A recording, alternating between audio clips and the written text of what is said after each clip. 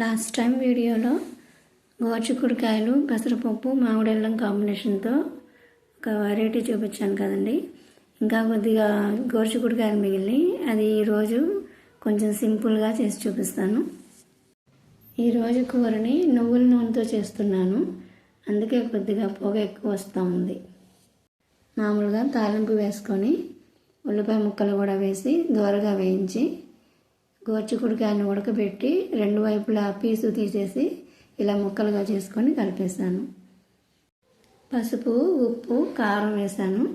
చివరిగా కొద్దిగా ఒక అంగుళం బెల్లం ముక్క, ఒక చెంచా బియ్యపిండి కలిపాను. బియ్యపిండి బెల్లము కంపల్సరీ కాదండి. కూర కొంచెం చాలినట్టు మనకు డౌట్ ఉన్నప్పుడు ఈ రెండు కలిపితే ఇంకా కూర సెట్ అయిపోతుంది, సరిపోదేమో అన్న డౌట్ ఉండదు.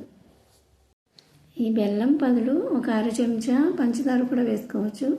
ఎందుకంటే గోరుచిక్కుడు కొద్దిగా వగరుగా చిరుచేదుగా అనిపిస్తుంది.